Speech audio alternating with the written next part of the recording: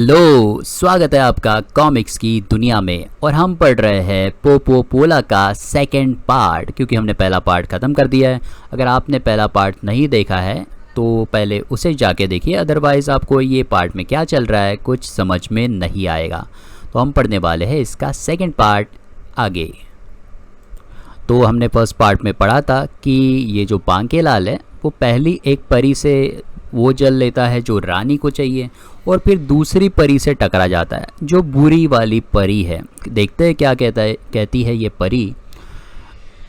तुझे माफ़ी तभी मिल सकती है जब तू इस झरने का पानी ले जाकर कम से कम 10 लोगों को मुसीबत में फंसाए, वरना तू मुसीबतिया वे जल से सरोबार हो जाएगा और मुसीबत में जा फंसेगा। आगे तो इस तरह से बांकेलाल को कहती, तुझे अगर बचना होगा तो तुझे 10 लोगों को मुसीबत में फंसाना होगा। तो बांकेलाल कहता है, जिंदगी भर यही काम तो किया है, और इस पानी से तो मैं सबसे पहले नास पीटे करम जले सिंहासन पे बोझ मोटे मुच्छड़ मनहूस को मुसीबत में फंसाऊंगा। मंजूर। तो ये कहता है मैं 10 लोगों को फंसा लूँगा। आगे ये बुरी वाली परी कहती है, तो फिर यह लो जादुई कलश जिसमें भरा है मुसीबतिया वे जल, परंतु यह तो बताओ पहले तुम किसे मुसीबत में फंसाओगे, नास पीटे को, करम जले को, सिंहासन पे बोझ को, मोटे को, मुच्छड़ को, या फिर मनहूस को। तो बांकेलाल कहता है, यह सारे के सारे नामुराद कमीने एक ही बंदे के नाम हैं, जो कि हैं राजा विक्रम सिंह। राजा विक्रम सिंह महल में प्रबंध मंत्री से बात कर रहे हैं। प्रबंध मंत्री, हमने आपको अपने निजी सामानों जैसे अचकन, चौगे, पगड़ी, हस्तपौल, जुराबे, पतलून, बनियान आदि की सही व्यवस्था के लिए निजी पोशाक मंत्री के पद के लिए एक योग्य व्यक्ति की तलाश करने को कहा था। क्या वो काम हो गया? तो मंत्री के प्रबंध मंत्री कहता है, ही महाराज, योग्य व्यक्ति की तलाश में पूरी 500 स्वर्ण मुद्राएं खर्च हो गई। आगे, अजी एक फूटी कौड़ी तक न खर्ची मैंने, उल्टे इस काम की दलाली ले ली है। परंतु आखिरकार मैं योग्य पोशाक मंत्री की खोज कर ही लाया। तो ये झूठ बोला, एक भी नहीं खर्चा है ना। आगे ये आ गया वो पोशाक मंत्री। ताली सुनते ही, मतलब किसी ने ऐसी ताली बजी, हाय हाय, ताली सुनते ही अंदर आ गई थी वो। ओ मेरा मतलब वो आ गया था वो। उप मेरा मतलब खुद ही समझ लो। आते ही वो कहता है, मतलब वो कहती है, मतलब वो कहता है, हाय हाय अले महाराज, तुसी महान हो, सलाम कबूल करो। मंत्री कहता है, यह देखिए महाराज, मैंने क्या खोजा। महाराज कहते हैं, प्रबंध मंत्री के बच्चे, ये क्या पोशाक मंत्री के पद के लिए एक खोजे को खोजे लाया तू? मंत्री कहता है, खोजा है तो क्या हुआ महाराज, क्या यह आदमी नहीं है? मेरा मतलब कि क्या यह इंसान नहीं है? विशालगढ़ में यह भेदभाव मुझे बर्दाश्त नहीं होगा। आपको इसे नियुक्ति देनी ही होगी, क्योंकि मैं मन में सोचता है आगे की बात ये, क्योंकि मैं यह पद दिलवाने के लिए इससे मोटी रकम गटक चुका हूँ। तो वो जो आया है खोजा, वो कहता है, मतलब पोशाक मंत्री बनने वाला कहता है, ही अले महाराज, मैं साथ में ही दरबार का मनोरंजन भी मुफ्त में करूँगा।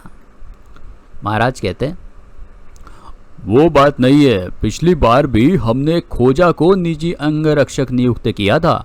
वो मध्य प्रदेश के राजा सनकी सिंह का गुप्तचर निकला। यह भी वेश बदले कोई अपराधी तो नहीं? तो मंत्री कहता है, हो ही नहीं सकता, क्योंकि मेरी बीवी के भाई के बेटे के दादा की बेटी के ननद का भाई इसे वर्षों से जानता है। तो ये कहता है, अले महाराज, मैं अपराधी नहीं, पर अपराध में मैं हर बार करता हूँ। अपराध में हर बार करता हूँ। आदमी हूँ, आदमी से प्यार करता हूँ। उतने में अपना हीरो का बेटा, मतलब ये मोहक बच्चा आ जाता है, महाराज का लड़का। कहता है, परंतु इस बार बड़ी चापलूसी से मैं पटने वाला नहीं हूँ। मैं यहाँ का होने वाला राजा हूँ, परंतु मैंने अपनी चलानी अभी से शुरू कर दी है। तो यह लो सूची और जूजू दिवस के नाटक के लिए इन वस्त्रों और खालों की व्यवस्था करो। सही काम होने पर ही नियुक्ति मिलेगी।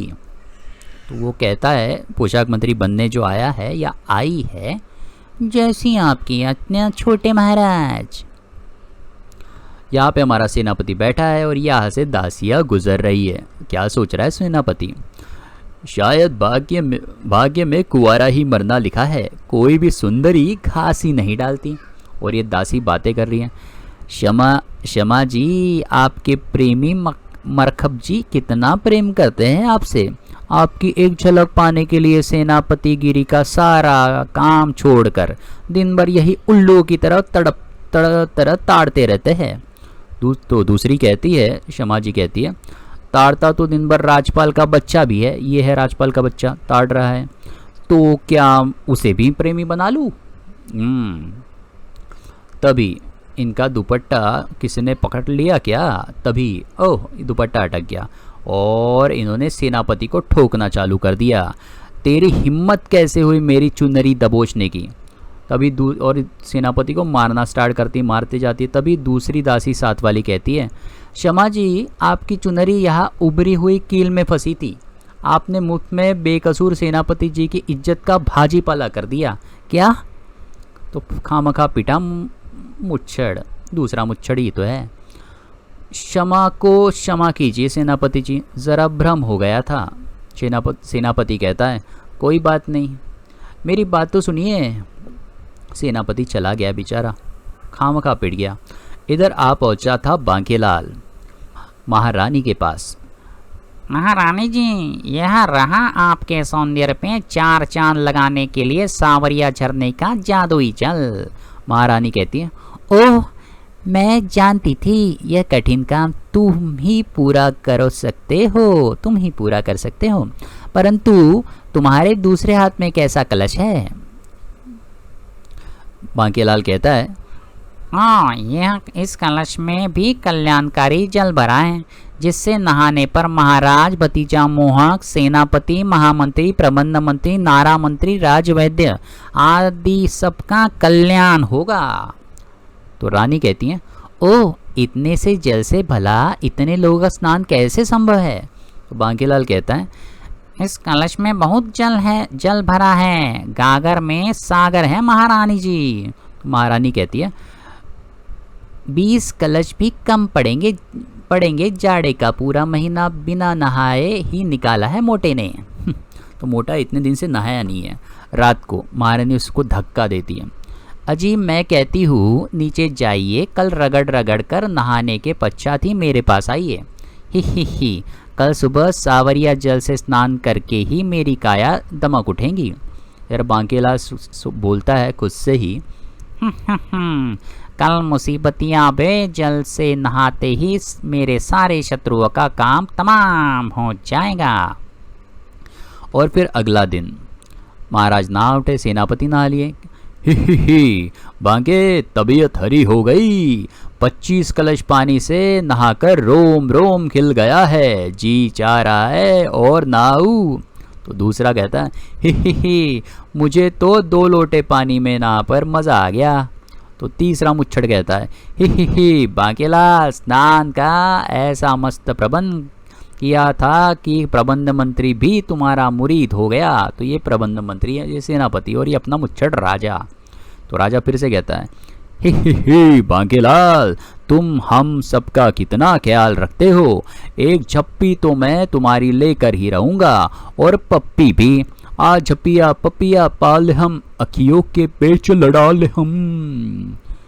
इधर वो जो है पोशाक मंत्री यहाँ टपक गया, कहता है, अले महाराज, आप आए, मैं भी नहाया, मज़ा तो मुझे भी आया। बांकेलाल जी को मैं भी दूंगी एक छप्पी, साथ में एक पप्पी। बांकेलाल सोचता है, चप्पियाँ पालो बेटो, मौत तुम सबकी पप्पी लेने आ रही है। महाराज आगे जाता है। चप्पी पाने आगे बढ़ा विक्रम सिंह की 1 2 3, दूसरा गिनता 1 2 3 4 5 6 7 8 9 10 11 12 13 करूँ गिन गिन के, मेरा मतलब 13 छींके। तो महाराज को 13 छींके आती है और सेनापति वो छींक गिनता है। महाराज आपने 13 छींके मारी है, यह अंक अशुभ होता है, आपको एक छींक और मारनी होगी तभी अपशकुन टलेगा। महाराज सोच कहता है, परंतु शकुन अपशकुन मंत्री, मेरी छींकें तो बंद हो चुकी है, मुझे और छींक नहीं आ रही। तभी अपना कहता है सेनापति, ही महाराज मैं हूं ना, मैं अभी नाक में उंगली करता हूँ, उंगली करने में तो मैं हमेशा से दक्ष रहा हूँ। और ये सेनापति महाराज की नाक में उंगली डालता है और महाराज की छींक निकलती, आछू आछू। ही देखा सेनापति का कमाल, एक की बजाय 5 छींके। बांकेलाल कहता है, सेनापति के बच्चे, सत्यानाश जा हो जाए तेरा, बेड़ा गर्क हो तेरा, जो कि होकर ही रहेगा क्योंकि तू भी शापित जल से नहाया है। इधर मोहक कहता है, महाराज का बेटा, पोशाक मंत्री क्या खाल और पोशाकों का इंतजाम हो गया है? पोशाक मंत्री कहता है, अले छोटे महाराज, मैं सब देख आया हूँ, पर अगर हम सब वही चलकर खालों का परीक्षण कर ले तो बेहतर होगा, ताकि खाल किसी की तंग या ढीली न पड़े। ठीक कहो पोशाक मंत्री। पूरी मंडली जा पहुंची थी नाटक की पोशाकों का निरीक्षण करने घड़ियाल की दुकान पर। यहाँ नाटक में काम आने वाले पोशाकें व बख्तरे मिलती है घड़ियाल की दुकान। तो ये जो दुकानदार है इसका नाम घड़ियाल है। महारानी कहती है, सेनापति जी, वो कल मैंने गलती से कृपया क्षमा हो, नहीं ये दासी कह रही है, कल इसको ठोका था ना इसने, क्षमा ने। सेनापति जी, वो कल मैंने गलती से कृपया क्षमा को क्षमा कीजिए। सेनापति कहता है, महाराज अभी आया। इधर रानी कहती है बांकेलाल से, ही बांकेलाल, मैं कैसी लग रही हूँ? बांकेलाल कहता है, रानी जी, सावरिया से नहाकर और भी नमकीन हो गई हो। महारानी कहती है, हाय मैं मर जावा। इधर बात चाली है। अच्छा ये घड़ियाल दुकानदार जिसका नाम घड़ियाल है कहता है, आइए आइए महाराज, बंदा घड़ियाल सेवा में हाजिर है। यहाँ हर तरह की खाल मिल जाएगी आपको। वो क्या कहते हैं, कुत्ते की, बंदर की, भालू की, शेर की, मगरमच्छ की, छिपकली की, सांप की, अजगर की। महाराज कहते हैं, और ये हम स्वयं देख लेंगे, आओ पुत्र। फिर घड़ियाल कहता है, वो क्या कहते हैं, वन मानुष की, गधे की, घोड़े की, खच्चर की, चमगादड़ की, गीदड़ की, नेवले की, भेड़ी की, हिरन की, कौवे की, मोर की, तोते की। वो क्या कहते हैं, ठीक है। महाराज कहते हैं, हम देख लेंगे खुद। ये सब अंदर जाते हैं। तभी घड़ियाल महारानी को देखता है और कुछ कहता है। महारानी की सुंदरता पर घड़ियाल की भी मुग्ध हुआ जा रहा था। वो उन्हें छेड़ने का मोह त्याग न पाया। वो घड़ियाल महारानी से कहता है, ही आप क्यों तकलीफ करती हो सुंदरी जी, आपके लिए हिरनी की खाल में यही मंगवा लेता हूँ। यही बैठी आप, शरबत ठंडाई मंगाऊँ आपके लिए। खूबसूरत महिलाओं का मैं विशेष ख्याल रखता हूँ। महाराज ये देखता है और गुस्सा हो जाता है, ओए तमीज़ से बात करो, यह हमारी रानी है।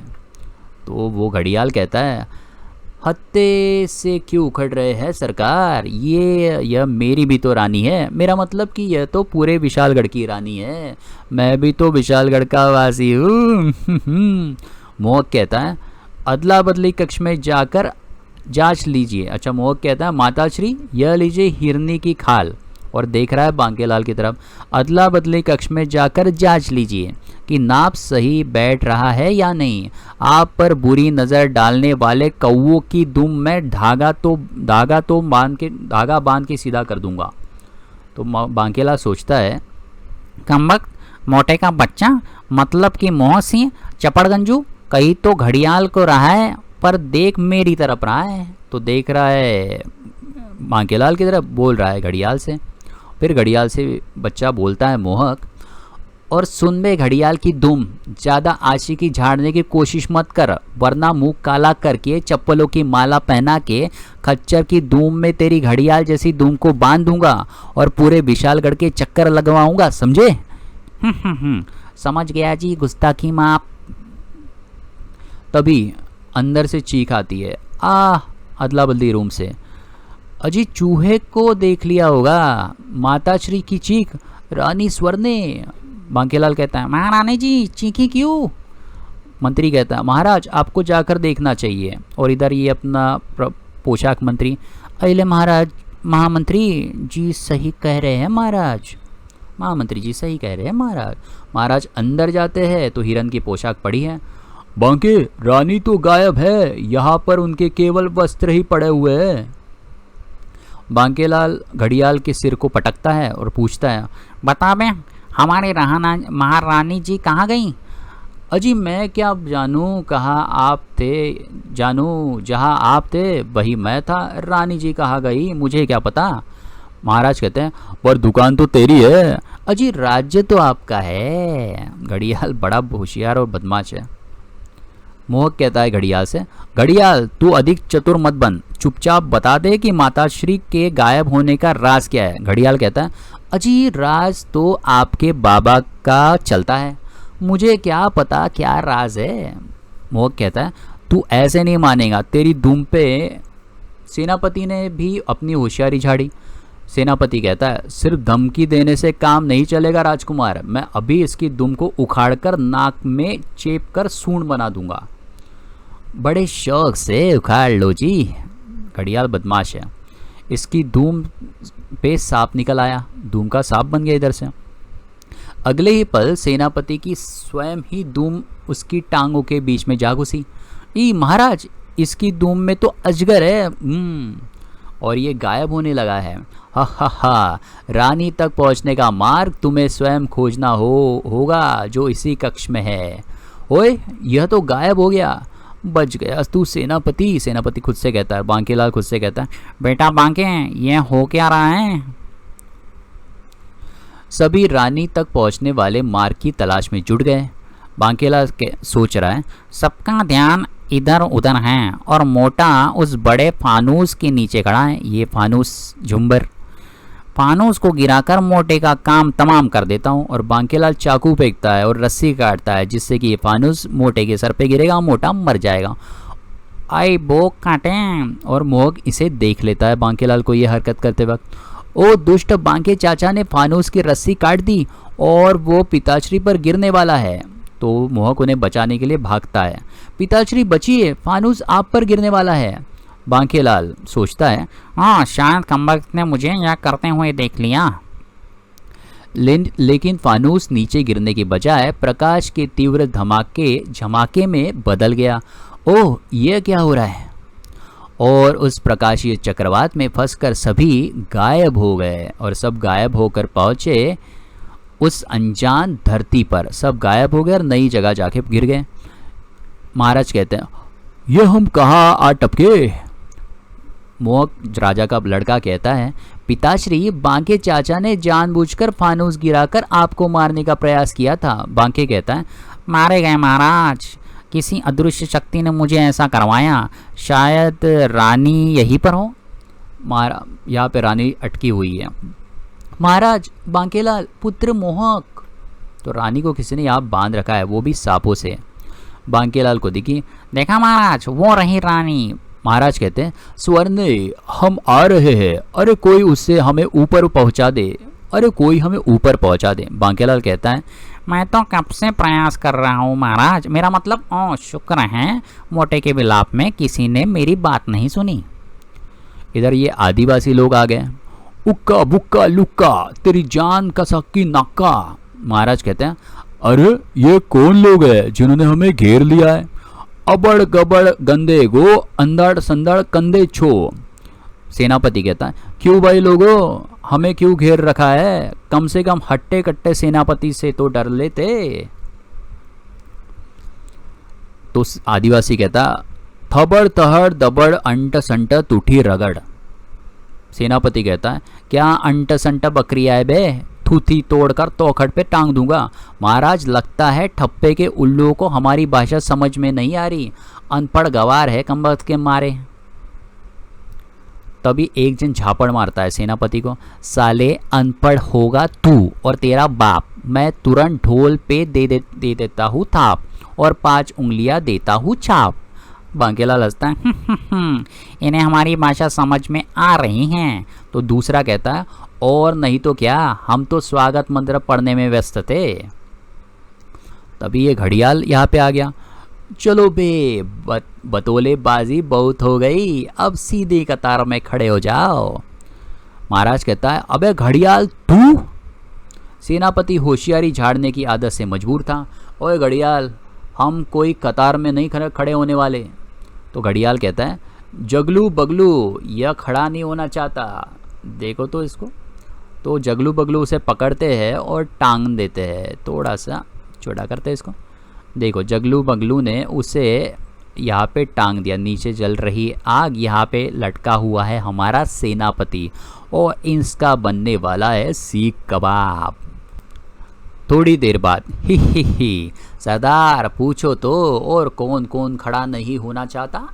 सेनापति कहता, ओए उनसे बाद में पूछना, मैं कतार में खड़ा होने के लिए बिल्कुल तैयार हूँ। तशरीफ की चर्बी पिघलने लगी है यार। बांकेलाल कहता है, महाराज कतार में तो अब खड़ा होना ही पड़ेगा, क्योंकि महावीरता यह तशरीफ के रास्ते बाहर निकाल देते हैं। महाराज कहता है, अबे घड़ियाल की औलाद, तू आखिर चाहता क्या है और यह कौन सी जगह है? तो घड़ियाल कहता है, यह जगह है पोपोपोला। पोपोपोला? हाँ, और हमें तलाश है जूती की, जिसके लिए मैं तुम सबको घेर के यहाँ लाया हूँ। Buy comics please. जूती चाहिए तुझे? तो पहले क्या होता, ये ले जूती। तो महाराज अपनी जूती उसे देते हैं। तो वो दूसरा आदिवासी कहता है, घड़ियाल सरदार, इसकी जूती सूंघकर पाँच बंदे टेढ़े हो गए। तो घड़ियाल कहता है, अबे हमें तुम्हारी यह बदबूदार जूती नहीं चाहिए। तो कौन सी जूती चाहिए? महाराज पूछता है। तो आदिवासी कहता है, घड़ियाल कहता है, यह बताएगा हमारा सबसे धांसू किस्म का ज्ञानी बंदा झापड़ झोल। इसकी विशेषता है कि यह झापड़ मार कर अपने प्रश्न का उत्तर जान लेता है। तो ये आ गया झापड़ झोल। देखो इसका शेर का हाथ है। सरदार यह है। अबे क्या है? मंत्री को मारता है, कहता है, फिर दूसरे को मारता है, सरदार यह भी है। फिर ये आगे अबे अरे बांके, तुम्हारी बोदी झापड़ के डर से खड़ी हो गई। बांकेरा डल के कांपने लगा और इसकी चूटी खड़ी हो गई। तो बोलता है, बांकेलाल तेरी चूटी खड़ी हो गई। ये बांकेलाल को भी मारता है, सरदार यह तो कई बार हो चुका है। अबे क्या हो चुका है? फिर सरदार यह है या नहीं यह जानकर कोई फ़ायदा नहीं, क्योंकि झापड़ खाने के बाद यह बुढ़ा खुद ही नहीं रहने वाला। हाँ, बुढ़े को मारने से पहले ही बोलता है। फिर आगे बढ़ो, गुर्र, बुढ़ा होगा तेरा पूरा खानदान, गुर्र।